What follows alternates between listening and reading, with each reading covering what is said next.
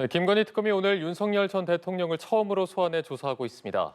한편 통일교 금품 수수 의혹을 받는 전재수 전 장관은 14시간이 넘는 조사를 받은 뒤 금품 수수는 없었다며 혐의를 전면 부인했습니다. 관련해서 임주혜 변호사와 함께 짚어보도록 하겠습니다. 안녕하십니까? 네, 안녕하세요. 네. 자, 김건희 특검이 출범하고 나서 윤석열 전 대통령에 대해서 처음으로 소환 조사가 이루어졌습니다. 그동안에는 응하지 않고 있다가 지금 거의 수사 기간이 만료가 앞둔 상황에서 이렇게 출석한 배경은 어떻게 봐야 되겠습니까? 사실상 처음이자 마지막 조사에 응한 것이라고 볼 수 있는데요. 여러 가지 이유 그리고 이 마음속에 정리하고 있었던 그런 부분들이 있겠지만 일단 재판도 여러 사건들이 동시다발적으로 진행이 되고 있고 수사에 최대한 협조하는 모습을 보이는 것이 본인의 방어권을 행사하고 최종적으로 재판에서 양형에 있어서도 참작이 될 것이다라는 판단 역시도 출석을 결심하게 된 배경 중에 하나가 아닐까 예측은 되고 있습니다. 앞서 특검에서 계속해서 소환 조사를 요청해 왔는데 또 이에 응하지 않았던 그런 사정들이 있었는데요. 결국 이제 수사 기한이 얼마 남지 않은 시점 특검 측에 사실상 마지막 소환 조사에 응함으로써 수사에 어느 정도 마침표를 찍으려고 한다라는 평가 가능해 보입니다. 네, 자 특검이 6가지 혐의를 피의 사실로 적시를 했습니다. 보면은 이제 명태균 씨의 여론조사 무상 제공 의혹이나 고가의 금품 수수 의혹, 대선 후보 시절 허위 사실 공표 혐의까지 거론이 되는데 여기 중에서 가장 좀 무게를 두고 중점을 두고 질문할 건 어떤 걸로 봐야 될까요?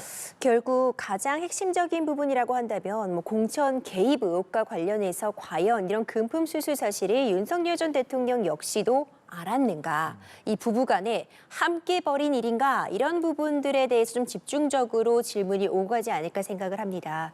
결국 여러 가지 방대한 혐의들이 문제되고 있지만 이제 공통되는 지점이라고 한다면 김건희 여사의 어떤 금품 수수 사정 그리고 그 금품 수수라는 것이 어떤 청탁의 대가였다고 한다면 당시 그 청탁을 들어줄 수 있는 위치에 있는 것은 사실상 엄밀히 말하면 김건희 씨가 아니라 윤석열 전 대통령이기 때문에 이런 부분을 이 부부가 함께 공모하고 실행하였는가에 초점을 맞추고 있지 않을까 생각이 됩니다. 네, 말씀해 주신 대로 이제 윤 전 대통령과의 공모 여부가 전제가 되어야 하는 건데 함께 벌인 일인가 이 부분. 그렇다면 이런 거를 다툴 때 어떤 부분에서 좀 쟁점이 됩니까? 지금 뇌물 혐의가 적용될 수 있느냐가 핵심적인 부분이라고 보여지는데요. 뇌물죄가 성립하려면 일단 공무원이 벌인 범죄여야 됩니다. 김건희 씨 같은 경우에는 이 공직자의 배우자이지 공무원은 아니기 때문에 그럴 경우에는 결국 공범으로서 이 윤석열 전 대통령에게 이런 청탁을 했고 그래서 그 과정에서 공범으로서만 규율이 가능한 범죄입니다. 이 뇌물죄라고 하는 것은 또한 대가성이 입증돼야지만 형사처벌로 이어질 수 있는데요.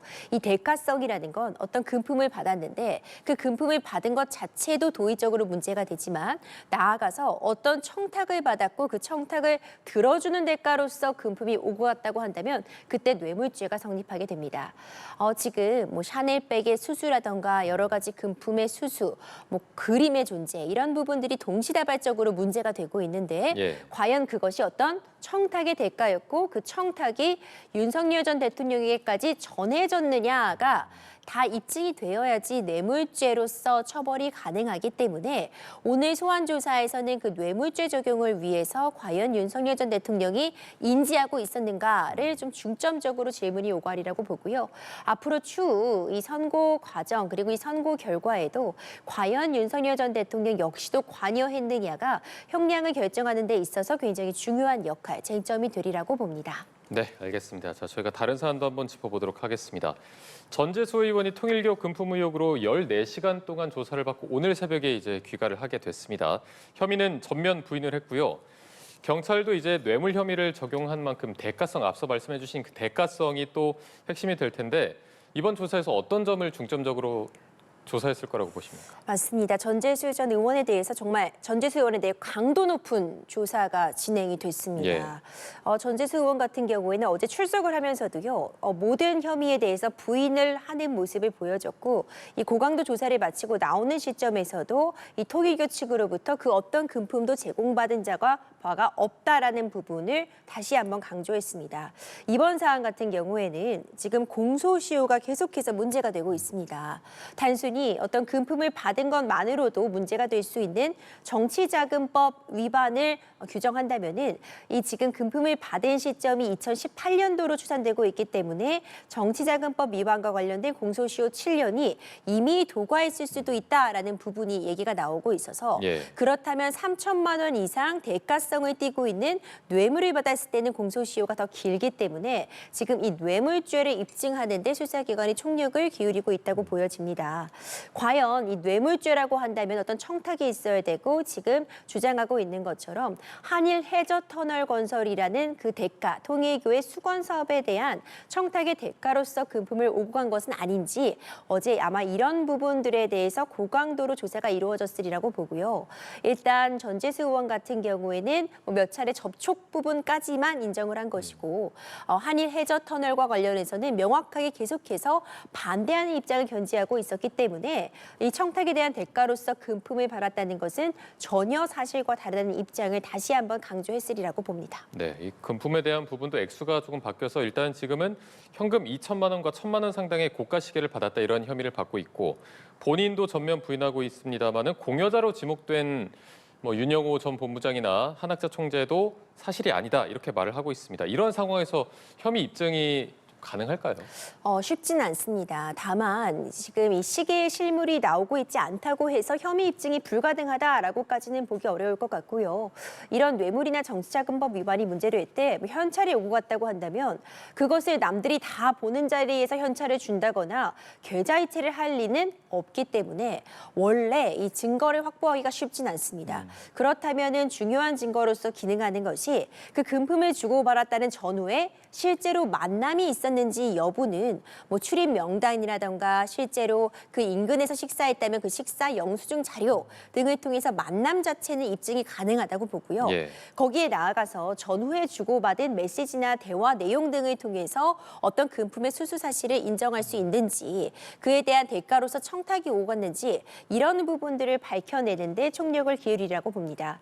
그렇기 때문에 이 통일교 재단 등을 비롯해서 이제 고강도의 압수수색이 벌어졌던 것 같고 전재수 의원실과 함께 어떤 이 압수수색을 통해서 얻어진 그 자료물들을 분석해 봤을 때 직접적으로 시계가 등장하지 않는다거나 금품 자체가 실물이 확보되지는 못한다고 해도 그 전후 맥락이나 사정 등을 통해서 입증은 불가능한 것은 아니다라고 생각이 됩니다. 네.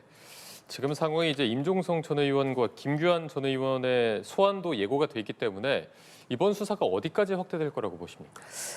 그렇죠. 지금 줄 소환이 예견되어 있습니다.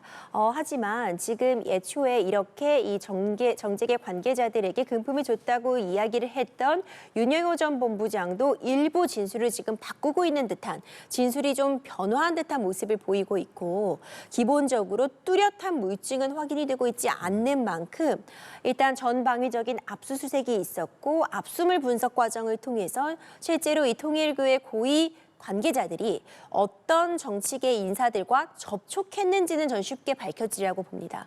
그런데 단순히 접촉했다고 해서 모두 부정한 금품을 받았다고 단정할 수는 없는 것이기 때문에 주로 많이 접촉한 인물들에 대해서 우선적으로 좀 조사를 할 수 있어 보이고요. 압수물 분석 등을 통해서 그 주고받은 문자 메시지라던가 통화 내용 같은 부분들을 좀 더 분석해 본다면 어느 정도 어느 선까지 소환이 필요하다는 그런 판단이 서지 않을까 생각이 듭니다. 네. 자, 또 다음 사안도 짚어보도록 하겠습니다. 연말에 연예계 분위기가 지금 어수선합니다. 이른바 주사이모 논란이 계속되고 있는데 샤이니키에 이어서 지금 입 짧은 햇님도 주사이모라고 불리는 여성으로부터 진료를 받았다고 시인을 하고 활동 중단을 선언을 했습니다. 이제 다 진술을 들어보면 다 의사로 믿고 있었다라고 진술했는데 지금 이 주사이모로 불리는 A씨는 작심하고 거의 분노를 표출하고 있는 상황인 거죠. 그렇죠. 본인의 SNS와 이제 메신저 프로필 등에 이제 새로운 그런 입장처럼 보이는 그런 글들을 게시하고 있어서 이 부분이 또 논란이 되고 있는데요. 지금 의혹을 받고 있었던 박나래 씨나 그리고 샤이니 멤버 키, 온유 그리고 입 짧은 햇님까지 이 해명문을 보자면 공통적으로 등장하는 부분이 있습니다. 바로 이 일명 주사이모라고 불리는 이 A씨에 대해서 의료인으로 알고 있었다라는 취지의 대답을 한 겁니다. 예. 그렇다면 사실상 무자격자의 의료 행위를 한 사람은 처벌이 되는데 정말 사실대로 이들이 이야기하는 것처럼 이 진료를 받은 사람 입장에서는 무자격자임을 몰랐고 오히려 무자격자가 이들을 속인 상황이라고 한다면 이 무자격 의료 행위를 한 사람만 처벌이 되고 이런 진료를 받은 사람은 처벌이 되지 않습니다. 아마도 이런 부분을 의식한 것 같은데 이 일명 주사 이모가 이제 공개적으로 비판을 한 겁니다. 지금 나만 잘못되게 하려고 하는 것이냐. 예. 굉장히 배신감을 든다는 취지의 그런 이야기가 올라오고 있어서 앞으로 이제 경찰 조사 같은 과정에서 어떤 취지로 진술을 할지도 굉장히 관심이 집중되고 있습니다. 이렇게 만약에 의사라고 판명이 되더라도 병원이 아닌 곳에서 이런 처방이나 주사를 놓는 게 법적으로 가능합니까? 우리가 흔히 왕진이라고 표현을 하기도 하는데요. 만약 의료인이 아주 응급한 상황이라거나 아니면 환자의 요청에 의해서 특히 이 산간지방과 같이 의료 이 서비스가 제대로 보급이 되지 않은 지역 같은 경우에는 실제로 가정방문을 전문으로 하는 의사도 있습니다. 그런데 어찌 보자면 극히 예외적인 상황에서 허용이 되는 것이라고 볼 수 있고요. 이 의료진의 의료 행위가 병원에서 이루어지도록 하는 건 국민들의 안전 때문입니다. 이 침습적인 행위, 결국 링거를 맞는 행위도 어떤 약물을 주입하는 것이기 때문에 그 가운데 위험 상황이 발생할 수 있고 빠른 대처가 가능하도록 하기 위해서 의료기관에서 이런 의료 행위를 하도록 원칙을 삼아두되 예외적으로 응급 상황이나 아니면은 환자의 거동이 불편한 경우에 이럴 때 예외적으로 왕진이 허용되고 있습니다.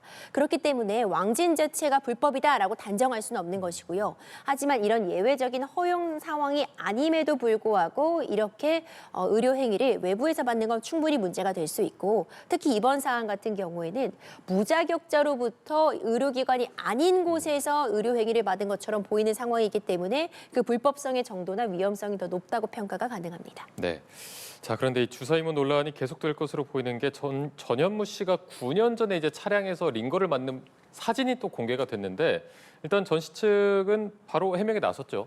그렇습니다. 이미 한 9년 정도 지난 일이었는데요. 방송을 통해서 그 모습이 공개됐던 바가 있습니다. 예.